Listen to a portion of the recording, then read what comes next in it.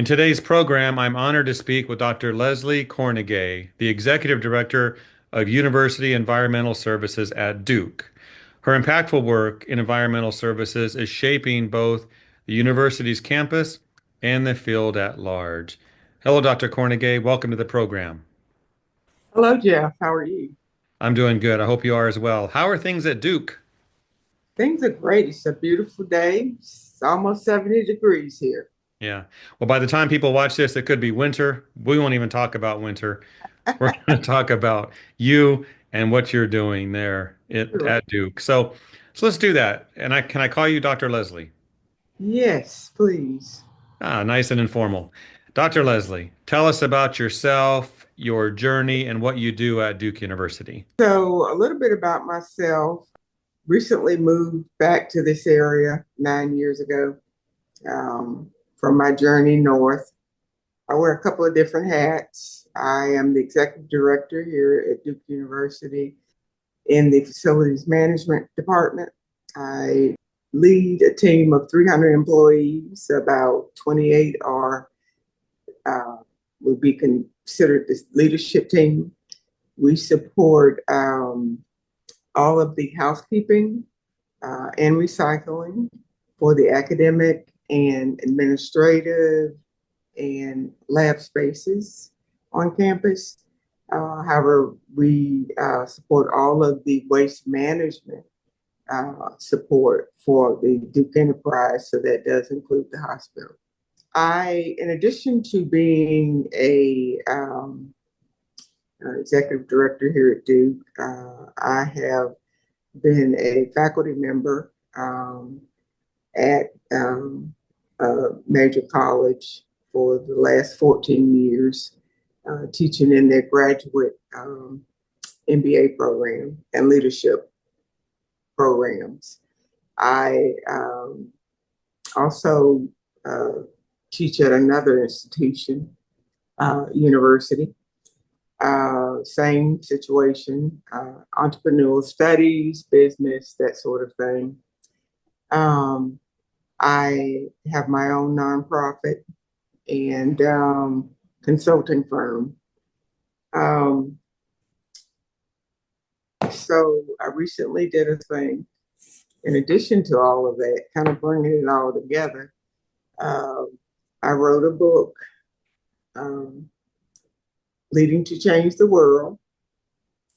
And in this book, I talk about my experiences um, navigating predominantly white institutions as a Black female, um, and what that experience has been like. I talk about my, you know, normative path, which has not been traditional, wasn't a straight line to leadership. And I talk about how my formative years um, had helped to develop my leadership. In addition to, it's not an autobiography per se, or a memoir. It's more, um, I used a lot of research terminology to explain why my leadership is unique, because in the research literature, there's not a whole lot about people like me, women leading in predominantly white institutions. So I thought that was pretty, it was a topic that I see more and more that comes up in social media or in conversations, conferences, um, things of that nature, where um, women are expressing um, concerns about challenges or obstacles that they're dealing with. And so I talk about, there's examples of allyship where, I talk about how I have, while I haven't had formal mentors and sponsors, I've gone out and sought people over the years that I felt that could help me to develop my leadership or to advise me on different things.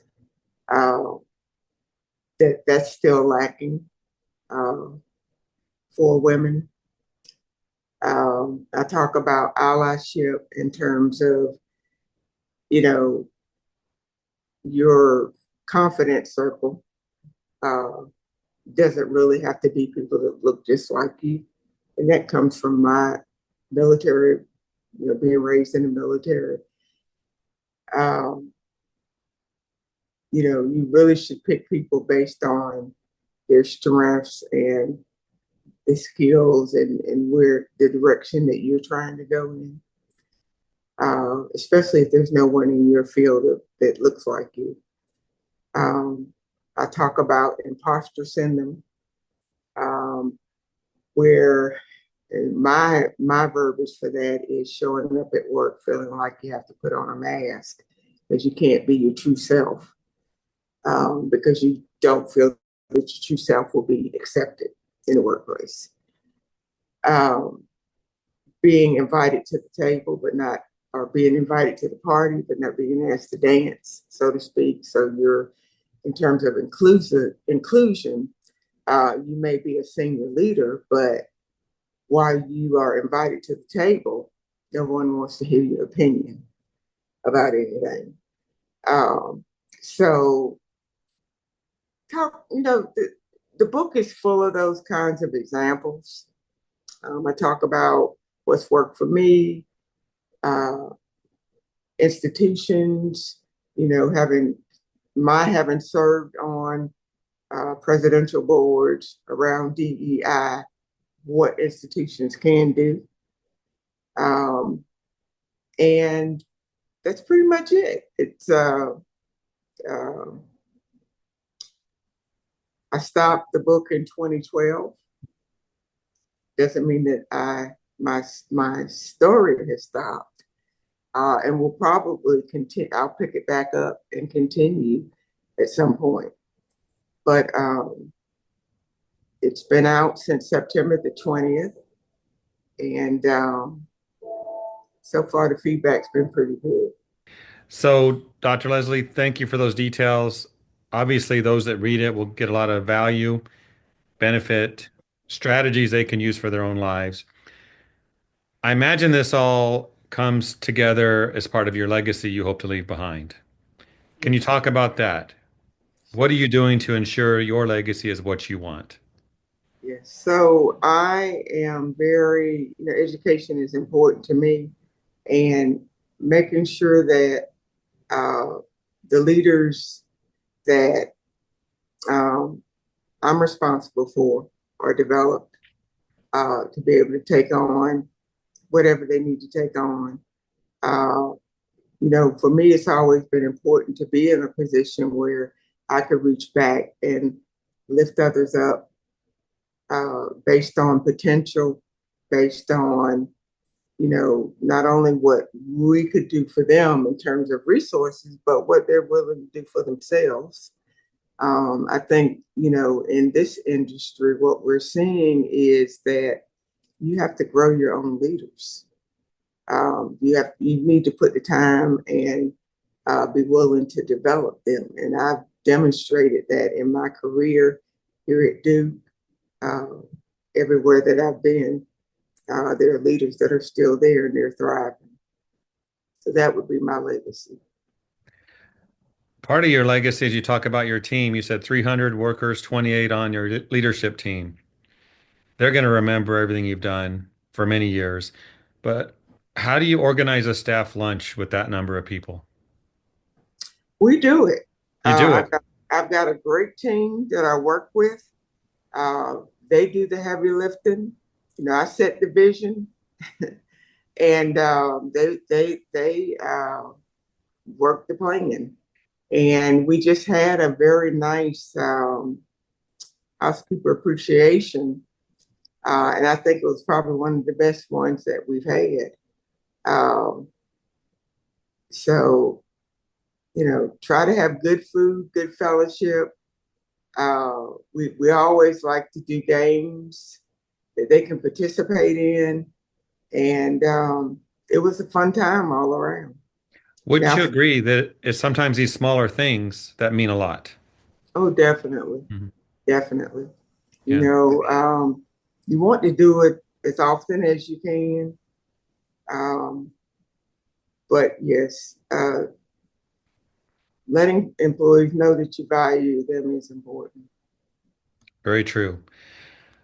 I'd like to talk about your relationship with ISSA and what you've valued over the years. I know the ISSA Hygiene Network is something that you value. Can you talk Mhm. about that a bit and just tell us how you use ISSA to help you with your goals? Sure. So we have our own warehouse operations and repair maintenance mechanics that work in my with my group, and we have used ISSA, especially the exhibits that are done at the shows to really, see what's new, what's innovative that we can bring back to work smarter, not harder. And I've used it for training and development uh, for that team. Um,